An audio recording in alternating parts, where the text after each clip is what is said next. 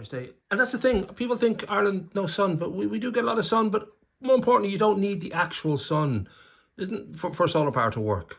Yeah. Like that's daylight does it. You know, we were amazed. We're thinking, oh, it wasn't sunny today, but then we got hot water. Yeah, the other really interesting thing about solar panels and the way that they work and why Ireland is such a fabulous place is because solar panels actually produce more electricity at 25 degrees centigrade or less. Ah, right. So once the temperature gets above 25 degrees, panels actually get less efficient. They don't produce as much electricity. Right. So we have beautifully long days. Yes.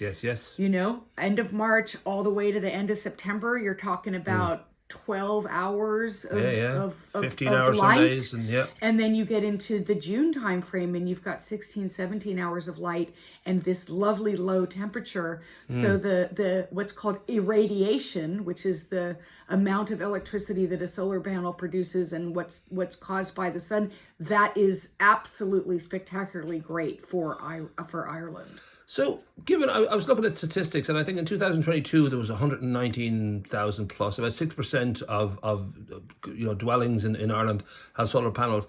It seems to me that's jumped quite considerably. I don't know if you yourself had a road to Damascus moment of realizing, oh, this is actually hugely kind of smart to go this direction for people. Yeah, so I think actually the government published figure, ESB published a figure at the end of 2024 that there were 126,000 homes with solar energy. Okay. So we're only at sort of the 10% mark, maybe a little bit more, 12, 13%, towards our goal of a million rooftops by 2030.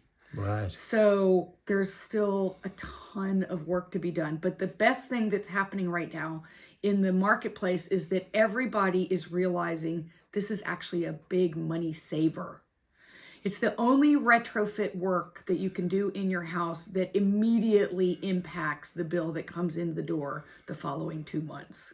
Well, that is the kick, really, isn't it? Because we live in when it comes to energy prices, we live in very kind of dangerous times, and there's a real fear in everyone just how, it seems to go up rather than down ever, and it seems to be heading to go up and up. That sort of side of it to me was a huge attraction. As much as I've always thought, well, I'm kind of a hippie, I do want to do the right thing by the environment, I do want to sort of, be self-sufficient and all that. Just the simple thing of saving on electricity is a huge thing. Yeah. And that must be a lot of the people who get in touch with you, that's one of their first kind of ports of reference, that they just think, well, how will this affect me? But, all the homeowners that have solar, they have it on their phone. They have the app, they see exactly how much they're saving. They can translate that into money that's coming off of their electricity bill. And then they're super happy to tell all of their friends because everybody wants to know how to save money. And that's, I think, the message that's starting to really take hold at a grassroots level is the amount of money that people are actually saving. Like, I have clients that haven't paid an electricity bill in a year. Wow. Right. or more since we put in the solar system, because they're creating a huge credit in the summer and they're taking that credit into the winter, and that credit is helping them get rid of their winter energy bill as well. Has there been any kind of, you look at what we have a big debate going on in Greystones about wind, offshore turbines, and there's always going to be debates about what's right and what's wrong about, making these kind of eco moves. I don't know if you've felt any kind of blowback, because it just seems very sensible. It seems like, the right thing to do. And yet I'm sure there are those like Trump in the world who think, oh no, we don't need to do this. We should be, happy the way the world is. Yeah, I mean, I think Ireland's on a really good trajectory in terms of its renewable goals and its strategy. I think one of the things that Ireland realized about maybe 5 or 6 years ago is, like, I don't know if you noticed, but the last few days, there's been very little wind. Like, I went to a party on Saturday, and I was with a whole bunch of people at the yacht club, and they were all complaining how they've been out on the water and they had to row home because there was no wind. Well, I think Ireland realized, the government of Ireland realized like 5 or 6 years ago, wind isn't the only solution. We have to mix wind with solar, with hydro, with things that will make the renewable energy mix create a sustainable future. And wind by itself won't cut it. because there are plenty of days where there is actually no wind. And generally speaking, those days when there's no wind, there's a ton of sun. Right. So you've got the best of both worlds if you mix solar with wind. And then insofar as the offshore stuff, I mean, that is a massive investment for the country to make. Me personally, I'm obviously very, very much in the solar world, in the solar game. I think that we can accomplish a lot if we actually did make that move to 1 million rooftops, because everybody has a roof, everybody has an electricity bill right underneath a roof. And the other thing that putting it on rooftop does is it takes the pressure off the grid. If you're making electricity on your roof and feeding it into your fuse board, that's less electricity that has to come across the country from a wind farm to go into your fuse board. And so every person who puts solar on a business or on a house is actually reinforcing the grid just without even knowing it.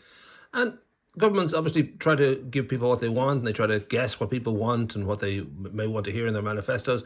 Have the Irish government been good on this front? Or is Ireland itself, I don't know if we're lagging behind a lot of countries or... Yeah, it's funny. Ireland has this funny way of turning a ship very quickly when it finally decides to, if you know what I mean. Like when we had to do the vaccine rollout, it was like put on, hold on. And then all of a sudden within 90 days, the entire country was vaccinated. And I think something similar is happening now in the renewable, where they're realizing, okay, the right incentives need to be put in place. I'm not a fan of the fact that the solar PV grant has been reducing every year, and through the Irish Solar Energy Association, we've been trying to voice our opinion in that regard to say, look, put the homeowner grant back up.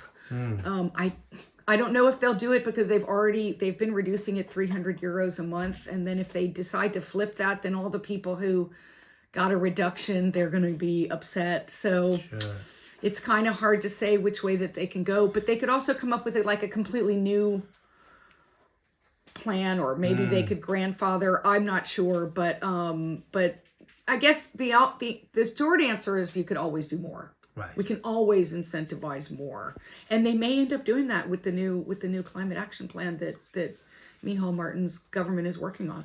There is, to my mind, ultimately, it's about the long game. That, I hope to be around for another few decades. I just sort of think everything in my life shouldn't, be just disposable, or shouldn't be just short-term thinking. Let's just make things that will last. And that, to me, just seems like a very logical thing to do, is just to sort of look after your own, as much as you possibly can, your own bills, your own kind of energy supplies.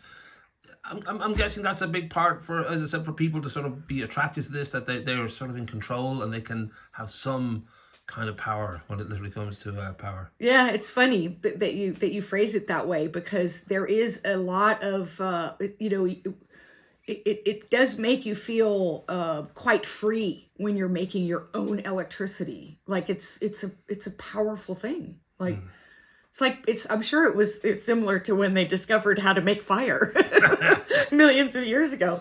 Now we've discovered that we can all make actual energy on our roofs. And the beauty of the panels is they last 30 years. So you make the investment, you get the payback period within 5 to 7 years, maybe at the longest. And then for the following 23, 25 years, you've got your electricity bill paid for it's paid. It's done. Nice. And I always feel I have some superpower now, because I can control the sun. Yeah. Rock and roll.